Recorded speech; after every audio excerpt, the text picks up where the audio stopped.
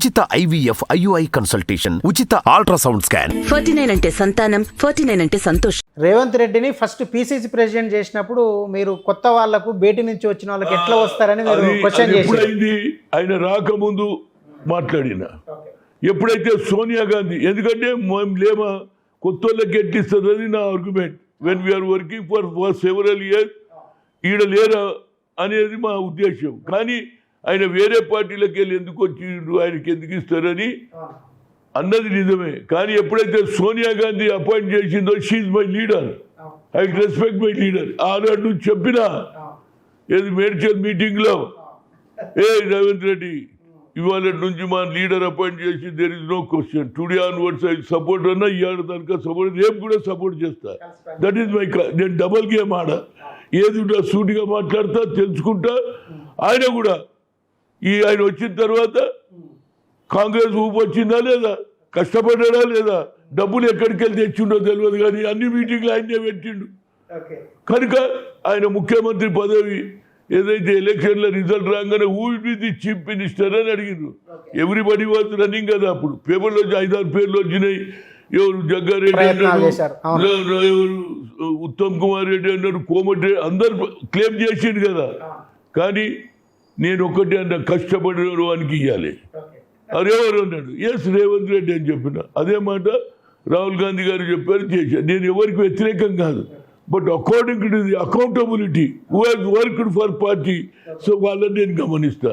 అందులో ఎస్సీ లేదు, బీసీ లేదు, న్యాయంగా ఎవడైతే నేను ఆడ కూడా ఎస్సీ బీసీ కష్టపడతారో వాళ్ళకు మళ్ళీ నా క్యారెక్టర్ దెబ్బతింటు. పంజాబ్ సుడువా హనుమంతరావు ఎంతసేపటి వీకర్ సెక్షన్ అంటాడు, రెడ్డికి బలం ఉన్నా చెప్పలేదని చెడ్డ పేరు నాకెందుకు. అందులో పనిచేసిండు, నాకు కళ్ళ ముందు చేసిండు, ఇన్ని మీటింగ్లు పెట్టిండు. అదేవిధంగా ఏది సిడబ్ల్యూసి మీటింగ్ పెట్టిండు, సోనియా గాంధీ తుక్కుగూడలో 5-6 లక్షల మందిని మొబిలైజ్ చేసిండు. ఎవరిదండి, ఏ నాయకుడు వేరేవాడు ఎవరు చేయలే, అతనే one man show. To be frank, Rahul Gandhi Kanyakumari కదిలిదాక నా వేరే వాళ్ళు ఎవడు ఇచ్చిండో నాకే తెలియదు, కానీ అతను కష్టపడ్డాడు, అతను రాహుల్ గాంధీ ప్రోగ్రెస్. కనుక నేను న్యాయం మాట్లాడతా. నేను ఎవరైనా నాకేదో సొంతం ఉన్నదని ఎందుకని ఇన్ని రోజులు నేను అట్లనే ఉన్నా.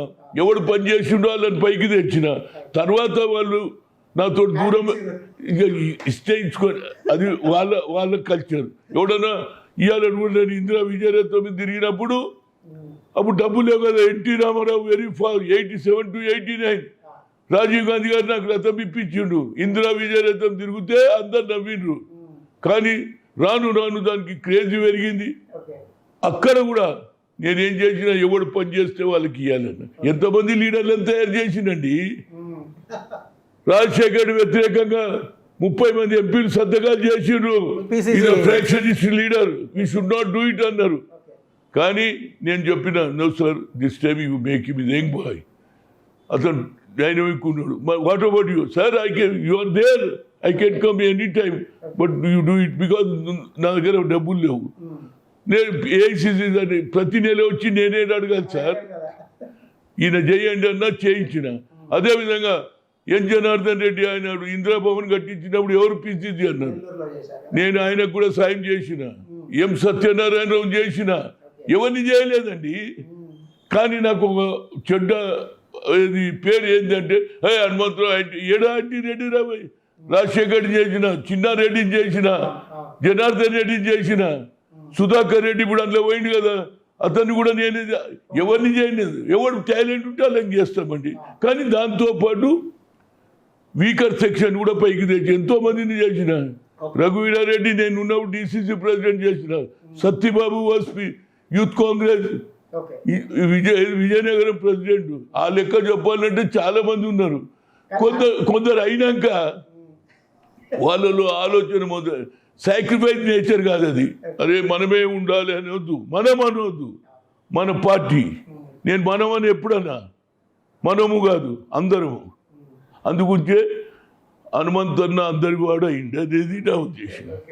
అయితే మీరు యూత్ కాంగ్రెస్ ప్రెసిడెంట్గా ఉన్నప్పుడు మీ టీంలో చంద్రబాబు నాయుడు, కేసీఆర్ వీళ్ళు కూడా మీకు ఉపాధ్యక్షులుగా ఉన్నారు. కానీ వాళ్ళు సీఎం యువజన కాంగ్రెస్ చూడండి, వాళ్ళ అదృష్టం. కేసీఆర్ నా దాంట్లోనే ఉన్నాడు. నేను యూత్ కాంగ్రెస్ జనరల్స్ ఉన్నప్పుడు అదేది ఆయన తిరుపతి పక్కకు ఉన్నటువంటి ఏదో ఏదో ఉన్న అక్కడ ఓన్లీ ఆర్గనైజింగ్ సెక్రటరీ ఉండే. కానీ అతన్ని నేను వైస్ ప్రెసిడెంట్ చేసినాం, ఈయనను కూడా వైస్ ప్రెసిడెంట్. ఇద్దరు అదృష్టం బాగుంది. ఇది నాకు వచ్చింది కదా, నాకు రాలేదని నేను బాధపడద్దు, వచ్చింది. బట్ మనం లక్ లేదు. ఏదో కానీ అదృష్టం కలిసి రావాలి. ఇలా మన రేవంత్ రెడ్డి చూడు, 4 ఏళ్లలో ఈ వద్ద చీఫ్ మినిస్టర్ వర్క్ కూడా ఆడు వచ్చిండా లేదా, టైం కూడా కలిసి వచ్చింది ఆయనకు.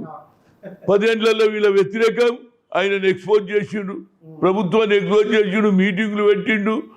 6 డిక్లరేషన్ సోనియా గాంధీ ఇచ్చింది నమ్మిండ్రు. ఎందుకంటే సోనియా గాంధీ ఇచ్చిన మాట నిలబెట్టుకుంటుందని చేసిందా లేదా. So that's way. So time